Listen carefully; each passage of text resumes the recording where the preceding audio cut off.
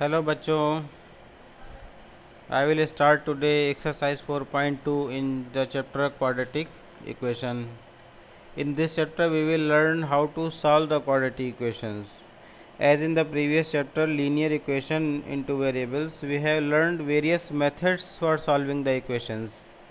In the same manner, in this chapter quadratic equation exercise 4.2 we will learn various methods of solving the quadratic equation.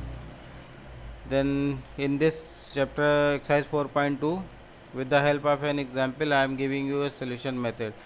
The method of solving here would be middle term split, that is middle term split.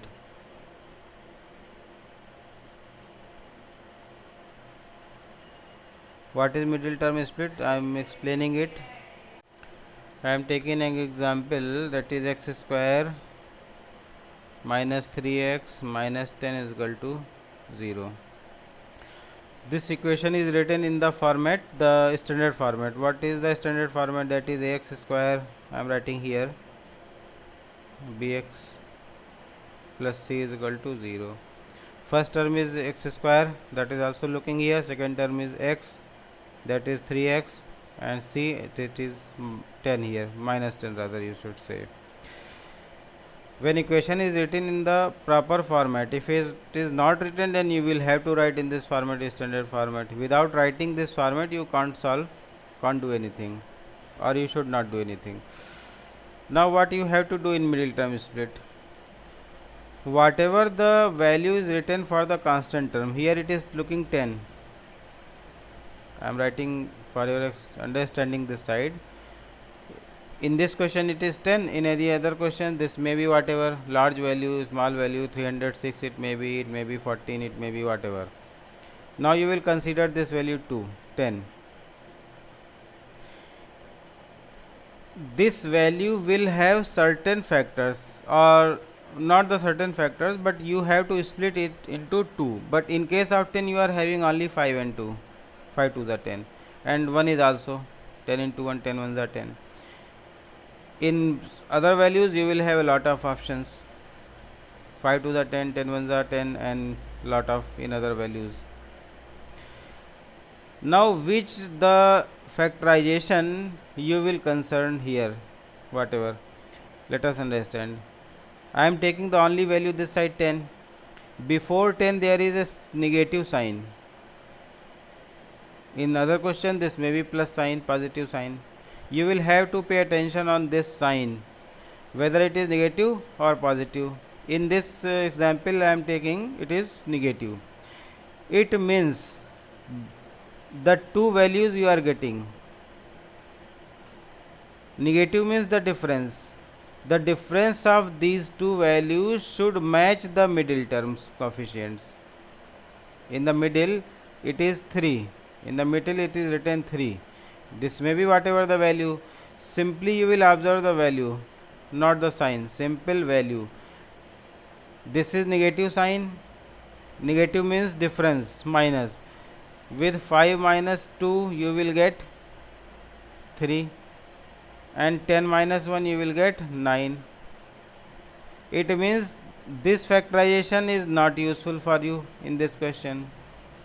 But 5 into 2, 5 2s are 10, means you are having two factors of 10 whose difference is equal to the middle term, that is here. Suppose I am just giving an example. Suppose this equation would have been x square minus 7x minus 10 is equal to 0, plus 10 it would be. Suppose here it is 7. Now you will obtain 7 by if it is the addition, according in the question signs would be accordingly, the question would be solved. If it is positive sign, these two values to be added. It does mean 5 plus 2 is equal to 7, 10 plus 2 1 is equal to 11. This value is of your concern, because you are getting by addition of the factors of this constant term 5 and 2.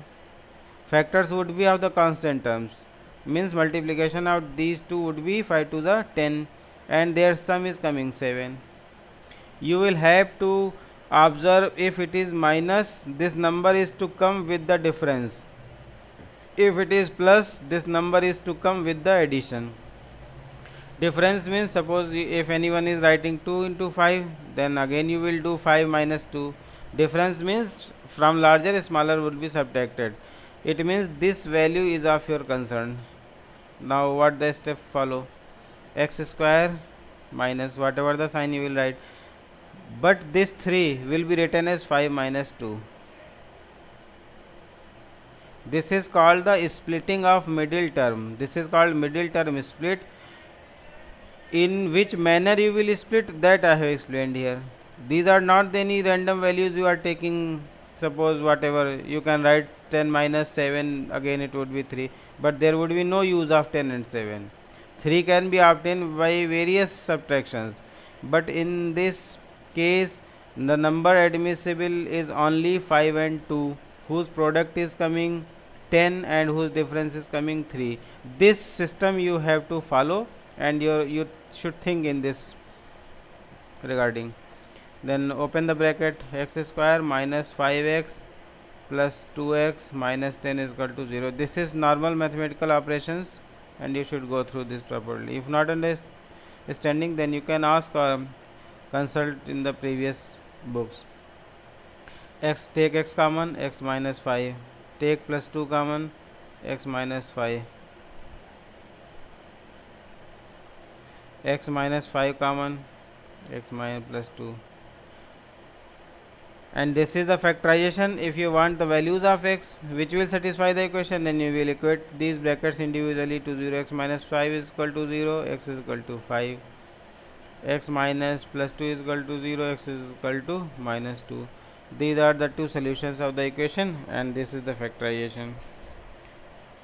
Suppose whether 0 is not given in the equation, then you can adopt the factorization method. This can be also considered as px is equal to this much, whatever. The whole process is to be solved this much. Now I am taking one more example, not the example, but this is a language question. There are two numbers whose sum is 27 and whose product is equal to 182. What are the numbers? You don't know the numbers, then numbers would be considered. Then let x and y be the numbers. I am taking two variables, but doesn't matter. Accordingly, x plus y is equal to 27. This will be equation first, and product has been given, x y is equal to 182. This is the equation second.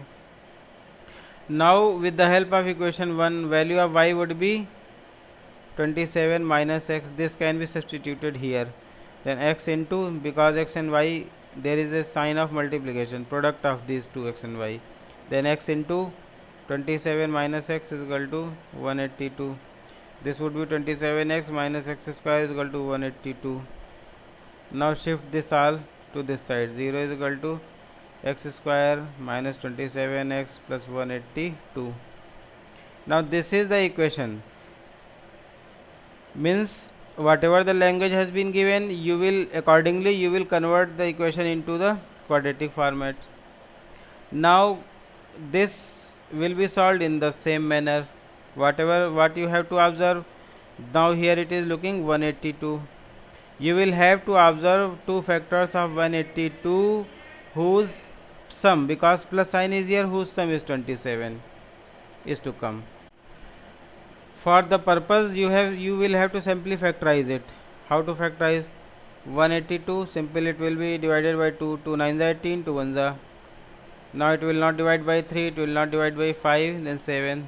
7 13s are, 13 1s are. You have got 3 factors, but you have to take the group of 2. I am taking 7 to the 14 as one number and 13 other. Now these 187 is broken into two parts. Product of 14 and 13 would be 182, and whether the sum is coming 27, this you check. 14 and 13 sum 437 and 2 sum is coming 27.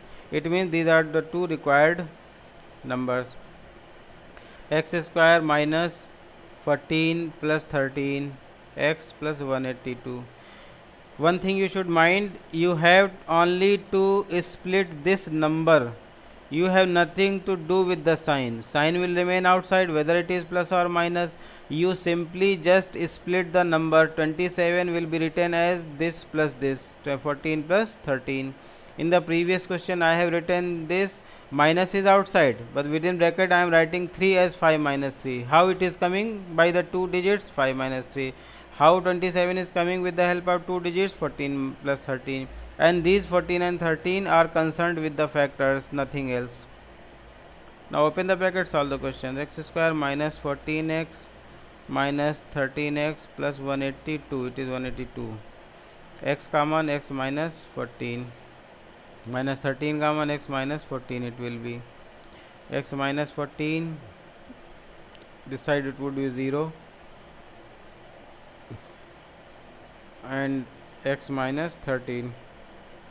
Equating x equal to 0, you will get x equal to 14, x equal to 13. These are the two numbers, these are answer. Then in this manner your first way of solution, topic of solution is the middle term break, and for this topic you will solve exercise 4.2 as your homework today. I am explaining the concepts, I am not making the question solved for you. You should understand this. I am explaining with the help of NCERT, and I am in all the lectures I have explained the concept, and you should also learn the concept, then apply concept on solving the questions. You have not to stick with a book, whatever has been the concern in previous days, which book will go on, whether Nagin Prakashan or NCERT or both. You have not to confuse. You have to learn the concepts, whatever I am explaining, and you have to understand those concepts and solve the questions. Because in the board examinations there is not a specified book, that book questions will be from that book.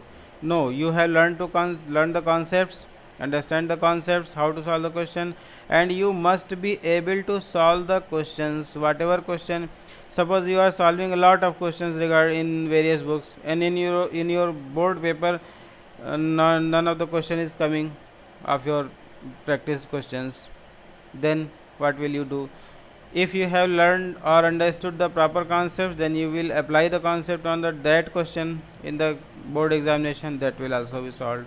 So your concern should be to learn the concepts, understand the concepts, and solve the questions. Questions would be this, I am giving you the homework, that is from the NCERT, but if you have understood the concept, you should or you have to solve the exercises of your Nagin Prakashan book also, in the previous chapters and the ongoing chapters also. This depends on your strength, how much you can do at a time.